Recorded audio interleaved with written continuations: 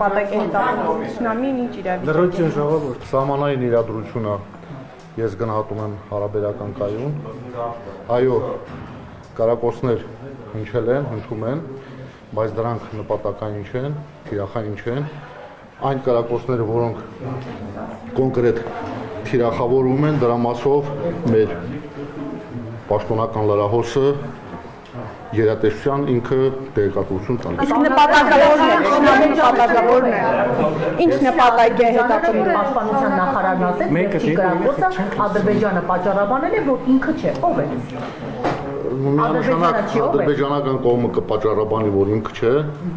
բայց իրականում իրենք են, այո։ Իսկ նպատակները, որ տալիս եք նպատակներ, առաջին կարակող կողմը ավելի լավ կիմանա իր նպատակները։ Իսկ մեր անում եք, պարոն Ասելյան։ Իսկ մեր գնահատականով նպատակները միանշանակ, եթե հակառակ կողմից կարակոսներ են արձակում, դրանք եւ մեր զինծառայողների վրա հոգեբանական ճնշում գործադրելու,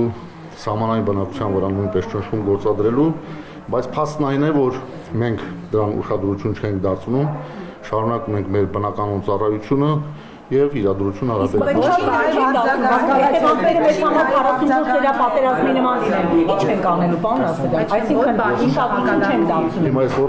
Ուշադրություն չեք դարձնում, այսինքն, եթե 44 օրյա պատերազմի պատկեր ունենանք, ինչ է լինելու։ Դուք ճիշտ չհասկացաք իմ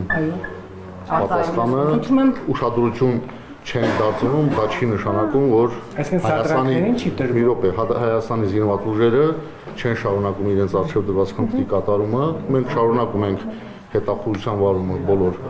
ունեցած ուժերով եւ միջոցներով եւ սահմանային խորհուրդներում հակառակորդի կողմից ոչ մի նմանատիպ սադրիկ քաղաքականության գործողություններ Իսկ դուք եք վստահ, որ պատերազմ չի լինելու եւ լինելու է խաղաղություն, ինչպես պնդում է վարչապետը։ Հայաստանի Հանրապետության վարչապետը հանդիսանում է նաեւ ի պաշտոն է զինված ուժերի համար գերագույն հրամանատար, այնինչ որ Հայաստանի Հանրապետության վարչապետը հնչեցնում է, ուրեմն բավականին հիմքեր ունի, դա հնչեցնելու։ Պարոն Ասելյան, ցանկությունների պետք է վերածել են գնացուցակի, այսինքն ըստ էության մենյուով։ Եթե ինչ-որ մեկը գիտնական, ինչպես պարոն Քոչարյանի տղան օրինակ գիտնական է, բանակից ազատվել է, ինչ-որ մեկը գնացուցակի նայի եւ որոշի այսքան ամիս կվճարի, այս հայրենիքով է պաշտպանելու։ Զինվորական ծառայությունից ազատվելու համար կա օրենսդրություն, համապատասխան օրենքներ, որտեղ շեշտված է ովքեր են ազատվում։ Իսկ դուք կողմ եք այն օրենքին, որ հիմա ԿՊԱ-կան պատգամավորն է ներկայացնում գումարով ազատվել, եւ արդյոք սա չի նշանակում, որ այն կոռուպցիան, որի մասին նաեւ ԿՊ-ից բարձրաձայնում է նույն պատգամավորը,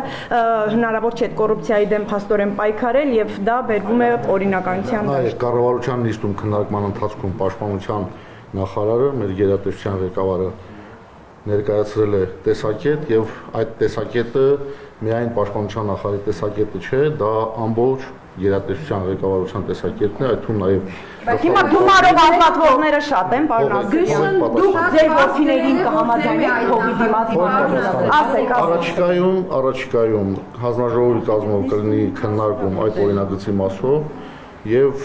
մենք լրացուցիչ քննարկումների արդյունքում պաշտպանության նախարարի միջոցով մեր գերատեսչության տեսակետը կներկայացնենք այդ Կոռուպցիան շատ է բանակում։ Լսեք, ես կոռուպցիայի կանխարգելման հանձնաժողովից չեմ, ես գլխավոր շտաբպետն եմ, այո, լինում են դեպքեր, երբ այս կամ այն կարգի զինծառայողները, սպաներ, նաեւ պայմանագրային հիմունքներով ծառայող այլ զինծառայողներ փորձում են կոռուպցիոն քայլերի գնալ, ռիսկերի գնալ, իսկ մեր պարտքն է, մեր պարտականությունն է, որպես դա արմատախիլ անենք։ Հիմա այս նախագծին դուք կողմ եք թե դեմ։ Նախագծի անկեղծ ասեք։ Ձեր հարցին պաշտպանության նախարարը առաջիկայում